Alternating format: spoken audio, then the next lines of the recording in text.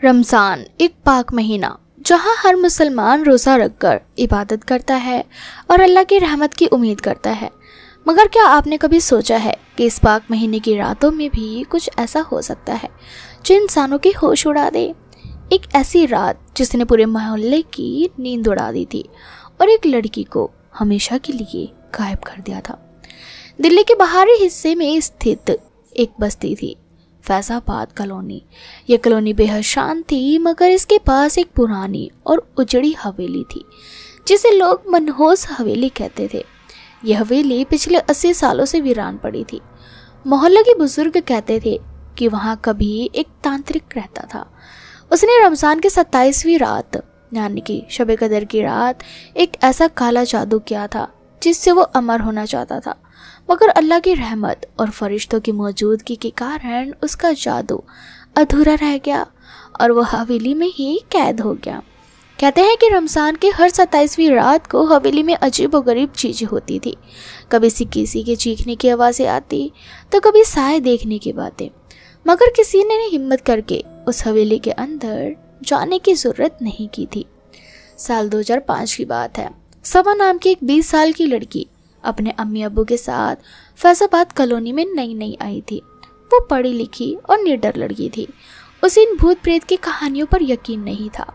एक दिन उसके मोहल्ले की सहेली अरीबा ने हवेली की कहानी सुनाई।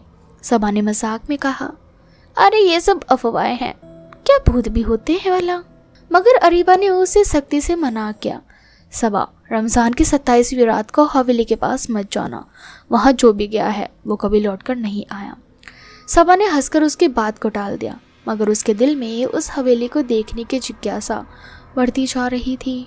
27वीं रात की रौनक पूरे मोहल्ले में थी। हर घर में लोग इबादत में मशगूल थे। मस्जिदें रोशनी थी और हर तरफ अल्लाह की रहमत की बातें हो रही थी। मगर सबा के दिल में कुछ और ही चल रहा था। रात के 12 बजे जब सब तरावी पढ़ने गए, सबा ने घर से बाहर निकलने का फैसला किया। वो अकेली हवेली की ओर बढ़ी। हवेली के पास पहुंचते ही उसे एक अजीब सी ठंडक महसूस हुई। जैसे ही उसने दरवाज़ा खोला, हल्की हल्की फुसफुसाहट सुनाई देने लगी। कौन है वहाँ? उसने धीरे से कहा। जवाब में सिर्फ हवेली के अंदर से आती टप टप की आवाज़ें थी, मानो कोई नंगे पांव चल रहा हो। सबा ने हिम्मत करके हवेली में कदम रखा। अंदर की दीवारें फटी हुई थी, धूल से ढके कमरे अंधेरे में डूबे थे। अचानक उसकी नज़र हवेली के एक गुप्त दरवाजे पर पड़ी। उसने वो दरवाज़ा खोला और सीढ़ियाँ नीचे की ओर जाती दिखाई दी। वो धीरे धीरे सीढ़ियों से नीचे उतरी। तहखाने में खूब अंधेरा था। उसने अपनी टॉर्च जलाकर चारों ओर देखा। वहाँ ज़मीन पर पुरानी बेड़ियों और दीवारों पर अजीब से लाल निशान थे। ऐसा लग रहा था कि वहाँ किसी ने काले जादू की रस्म की हो।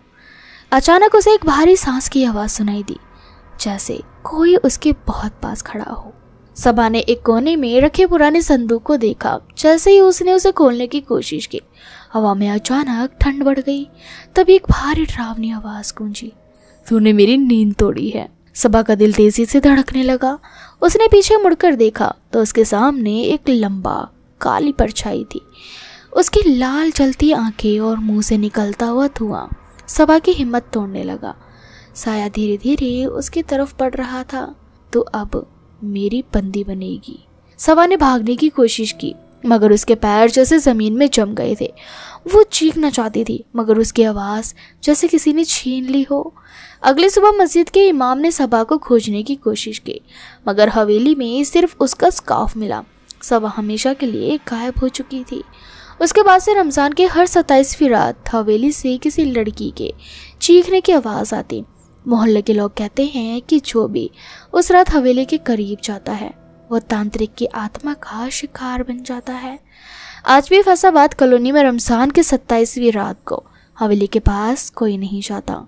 लोग कहते हैं कि उस मनहूस तांत्रिक की रूह अभी किसी को अपने शिकार बनाने की तलाश में भटकती रहती है।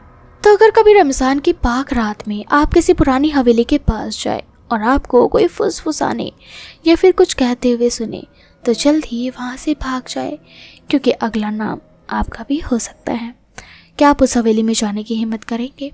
हमें कमेंट सेक्शन में कमेंट करके ज़रूर बताएं। और साथ ही इसी तरह की हॉरर वीडियोस के लिए चैनल को सब्सक्राइब करना बिल्कुल भी ना भूलें।